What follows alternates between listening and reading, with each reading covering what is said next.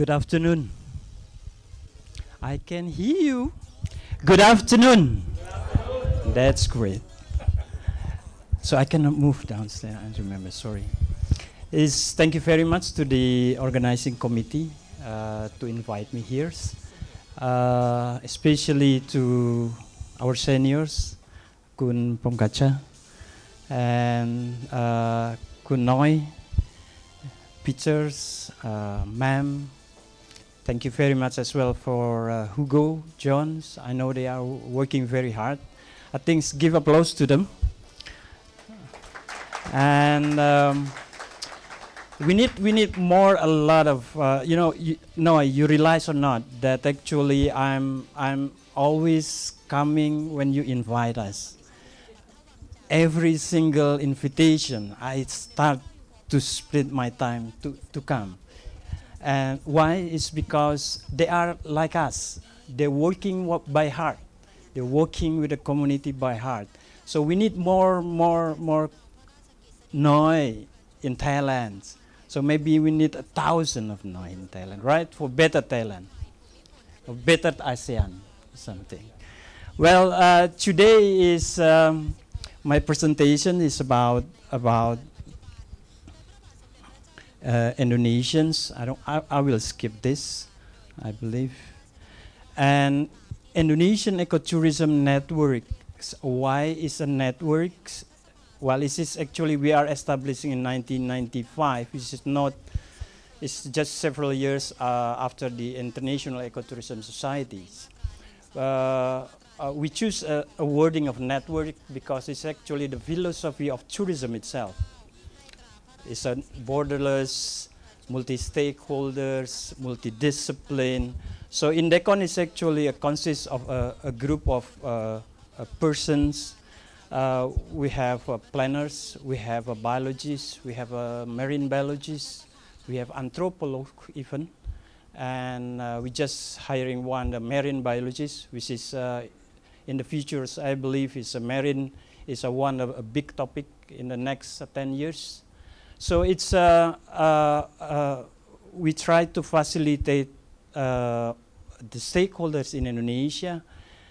So Indonesian is too huge, and that's why we develop what we call a forum in every province or district levels, and we help them on the planning. We do a research and training, product development, and etc., etc. So we can discuss about that more. So Indonesians, I believe, which is huge, is 17,500 more island. So I always mention in every presentation, if you are only stay one day, you need 40 years to visit Indonesia. So you can imagine. So I want to bring you to imagine how this is a part of our challenge. I'm not saying difficulties, but we're still happy up until now because Indonesian is not full apart. Because this is not easy to maintain this country with a lot of different languages, but we have one language, Indonesian language. That's we are lucky. We are good on that level. So it's 237 million people, which is also a challenge how to improve their livelihood. And talking about the tourism, we are increased in terms of the Indonesians globals is around 5% increase last year's, which is a little bit up from the globally, which is 4% as I remember by UNWTOs, and the trends is globally. It is also now is very the phenomena in Indonesia is quite challenged also. Is this phenomenon mostly is we are talking in the foreign visitors, but now it's actually is also in the domestic tourism. Yeah, people from the town is really like to traveling on the rural area. This is happens. So I think the CBT people, the facilitators, need to look on this. Mostly the point, sometimes the challenge, a lot of the CBT's facilitators is they are working on what I call is resource base. They look, this is beautiful, a good potential, and others, you know. But sometimes they are forgot who is their target market, you know. And then this is sometimes, especially, I'm sorry, I'm the NGOs, but I'm telling the truth. This is mostly, usually the NGO space too. They're talking, or the national park, conservation people. They are based on the resource base. But if you're talking the tourism, then you need to also to swing your head into the market point of view.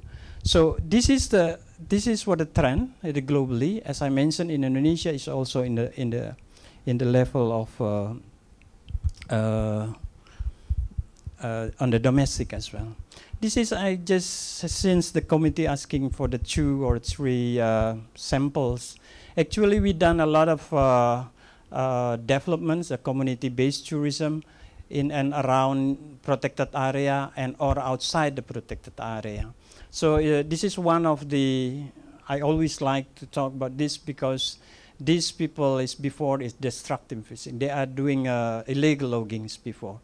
In terms of financial, you cannot compete with the illegal logging. They got about 2,000, not 2,000, it's about $250 a week.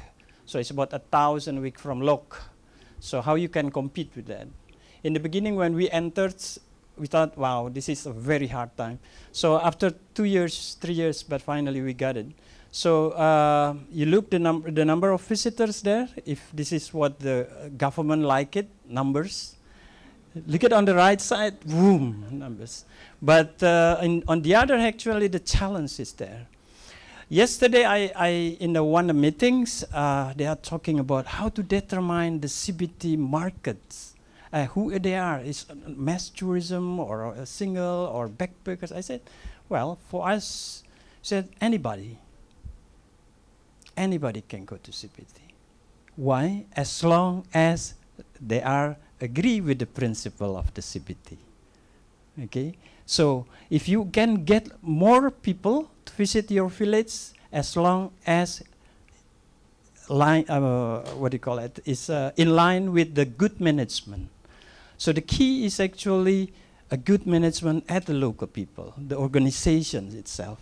So these people now is reaching about the 30,000 or something, 30,000 more visitors. Is again, Western is about 9,000 or something like that. So it's the domestic is quite high numbers. This is what I tell you before. This is transform the trend of the market, so the local. Because we are too huge, a lot of visitors. Now the indicators of Indonesians growing tourism, especially domestic, is you can see from the number of airplanes in Indonesia, huge number. And then our international airport is actually designed only for 17 million per year. You know what now? 40 millions. So we cannot afford. It's like a bus terminal now, and during the weekend especially. So it's a that's what I say, in the domestic it's really crazy now. If you look the numbers in here in one another village, this is close to the Borobudur, which is received from 3 million tourists every year, the Borobudur temples.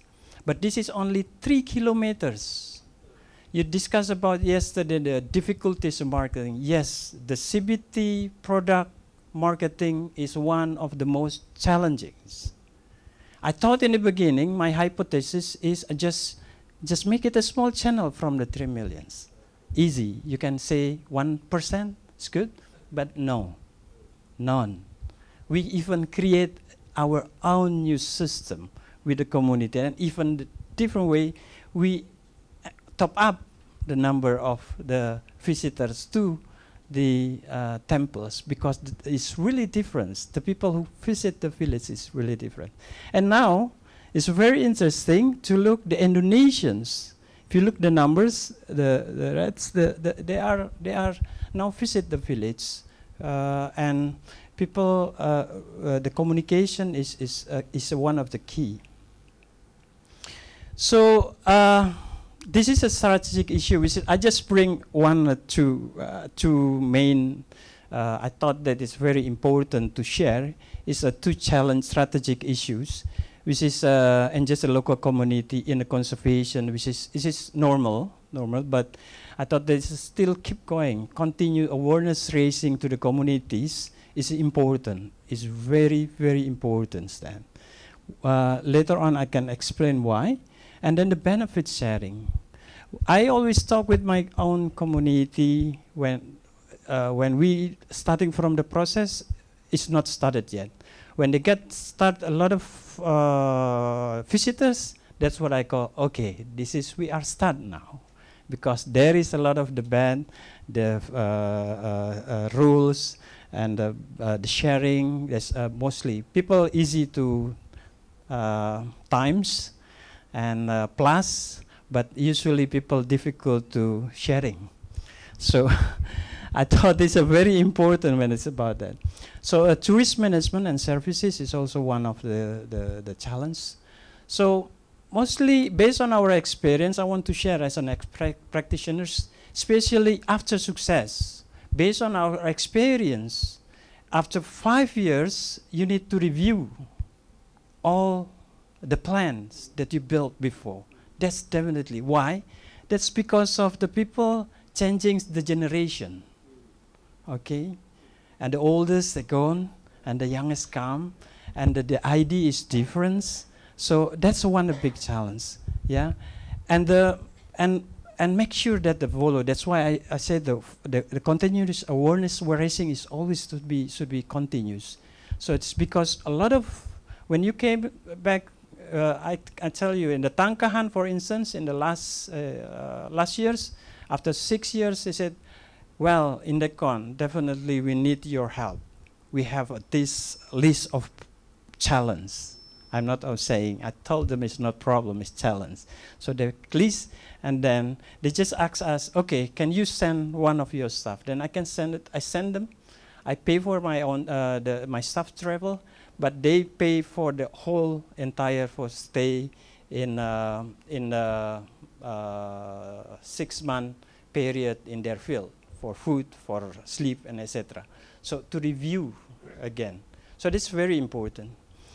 And the demand influence the supply. This is always happen usually, for the tour operators.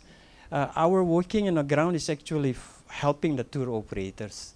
And but sometimes the tour operators just following what the need of their own guests, and sometimes try to changing the rules on the ground. That's why we are, since 9 years ago, we are working together with all tour operators who are linked up with our product. So that is also a tips that I hope that we can go. So that is about the CBT developments. And then I would like to share about the standard. I still have 10 minutes, I believe. And in Indonesia, it's actually, we just revising in 2009, revise our old law on tourism.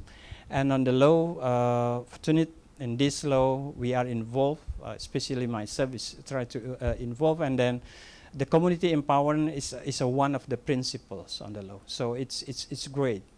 So based on that, in 2009, 2010, so the empowerment community is a one directorate in the Ministry of Tourism. So it's special directorate to taking care about the community empowerment. So both national or local government is obligated to protect and establish the mutual beneficiary to partnership among the local, small, medium, micro, small, medium, to the cooperation in the tourism sectors. Meanwhile, about the legal process to develop a standard, this is something huge challenge, because in Indonesia we have what we call national standard body. So all the standard, if you want talking about the nationwide, so you should pass to this body, and they have their own standard process. So if like us, usually we should bring our recommend to the Ministry of Tourism, and the Ministry of Tourism can bring along to the BSN. BSN is Badan Standard National, is national standard body. So it's then they have a process. It's a quite long process, bringing all the stakeholders, and so this is a big challenge. Is actually on that process. So what is, we are not stopped on that. I thought it's on the implementation is keep going. That's why we thought that we need to move on. And Indecon is in 2002 with Cambodia, with the Thailand and Myanmar, as I remember that times. We also developed the project together about the standard on the community-based tourism. This is from the ground, actually. It's not from us. It's from the ground. We're grabbing the input. Some people say, hey, don't put standard as a benchmark. For instance, let's say to say, my community have no closet yet. So, and then say, then I neglected? No, it's something like this. Okay. For us, what we tell for our community is actually, hey, the standard, we are not talking about the standard, actually mostly talking with them, we tell them about this is the way how they improve their life, you know, the quality of life. This is the tips, that's what we're talking with them. So we are not talking, hey, this is talking about standard. People say, I don't bother about the standard. So this is talking about the quality of life, how you improve. And we tell them this is not only for you, but this is for your next generation. You know, so we teach them, we teach the way of the principles of the standard. So when the communities agree and they follow what the cleanliness and everything, so when the tourists come and happy, that is a bonus. So we are not bringing into the community as the perspective from the tourism need only. Okay, so that is a part of what we work on the ground. So. Different understanding, the urgency of the CBT standard is also. In our case, is frankly, is with those a lot of island, different type, different characters, a lot of ethnies. It's not easy, frankly. Always full apart to get the consensus together. But we know that we developed the core one, the core common core, and then the specific one for the area. And then this is always the bad in the big meetings like this. So it's, but on the other hand, we are as a practice always moving on the ground, looking as a best practice and then bring up again as a, you know, it's just circle like that. So to consider the consequences of the community, it should be careful. This is just informations. If you want to push the standard on the ground, but thinking, because if you want to change a standard to meet the market, and then we need to feel the consequences. It's like a budget. It's also consequences. The local people have no budget. Like Noi is also talking today. It's about if there is a standard, and then the people, how that's what we need to think about. Who is a bridging between them? Between the community and then the needs of the standard itself. If we need a fund to come, people to come. This is what we also happens. In Indonesia, we finally choose a strategy. So this is initiative from Indecon, but at the national level, we also, this is, number one is actually the government's level, but we are involved to push and fostering. Because we know the ASEAN, we are already signed the AFTA. So, and since the morning until my previous presentation is talking about human resources. So then we're focusing, our strategy in Indonesia, we're focusing on the competency standard, okay? On the ecotourism guide, followed by then mountaineering, water rafting, homestay, and others. And also Indecon itself, number two is Indecon initiative, is develop the criteria, CBT and indicators. And it's also the CBT, and then we choose based on our input from the peoples, then from the community, we choose the CBT product standard in 2010. I will show you later on. And last year's is actually we also developed together with ILO is a green homestay standard. So this is the fostering the homestay, which is this is also we need to talk with the Malaysians this morning. I thought we need to have a same perception about what is a homestay, you know. And Indecon, finally, pressured by all our network, is development a certification body. It is a professional for of ecotourism in Indonesia. So we use a standard again to improve the local people in the services. So this is about the locals, what do you call it? A product standard. Development standard on the logo on the right side, on the top is a community. 9 years ago, we already sitting together with a tour operator who are playing on the ecotourism. So we call it Indonesia Ecotour as Alliance. So IETA members, and we have a different level of, we do self-assessment certifications, we call. This is the way how we try to, you know, because the community cannot just directly follow all the standards. So step by step, we try to help them. And again, even though it's a self-assessment, it's not easy. We need some time to visit, and we need money to visit. And Indonesia is again, 1 minute, okay. Give me another 1 minute then. You stalling 1 other minute. No, it's okay. Anyway, this is one Indonesians, okay? It's a tourist friendly, environmental friendly, and community friendly. So that is a basic principle that we use. We outside we have a book for the Bali ecotourism towards Bali. We thought Bali will be suffer. The environment of Bali will be suffer in the next futures. I mean, because of the impact of tourism. Then we help a lot on the concept principle into green. Even last year's we have for the 2050 green towards Bali green tourism. So it's we are involved with the international expert as well. So it's this is a very easy indicate criteria downstairs, which is a community can easily understand. Again, the way how we go is for quality of life of the community. And this is one of the examples in Java. If you look, this is part of our network place in Java. And then we work on the existing market actually, the mainstream. Overland Java is in the last, it's already 20 years old, maybe. So we improve it in some cases. And the tour operator in, let's say, Dutch, English, they said, oh, that's something that we need. Diversification of product, that's what they need. So it's, this is one example, it's quite good.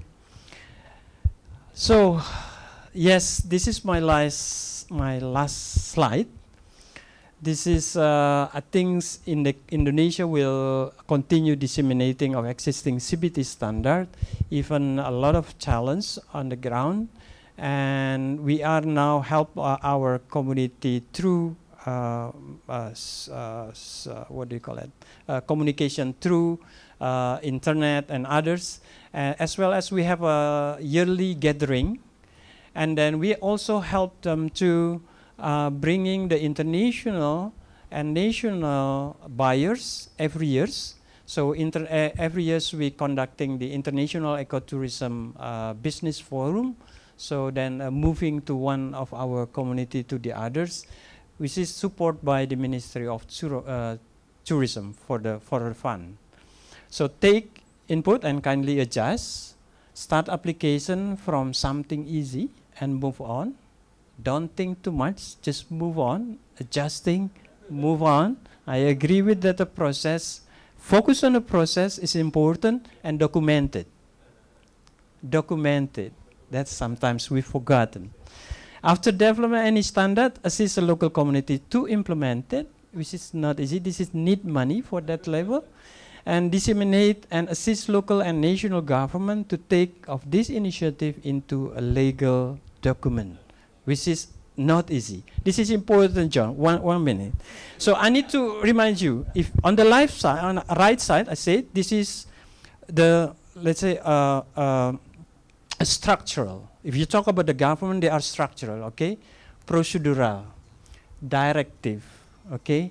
And if you are as a former governor, if you're a director and said, I want to go there, and then if the DG said no, they are no, okay? So that's a directive. In that is a policy. But on the left side, yeah, in the tourism, we have a non-structural, which is us, like a community. You groups, the stakeholders, the player, the tour operator, and others. This is talking about not a policy, but talking about the commitment. Yeah, this is loose. This is a network. So that's why. And tourism is in borders. It's not only borderless based on the geographical, but it's also borderless in the stakeholders. Thank you very much.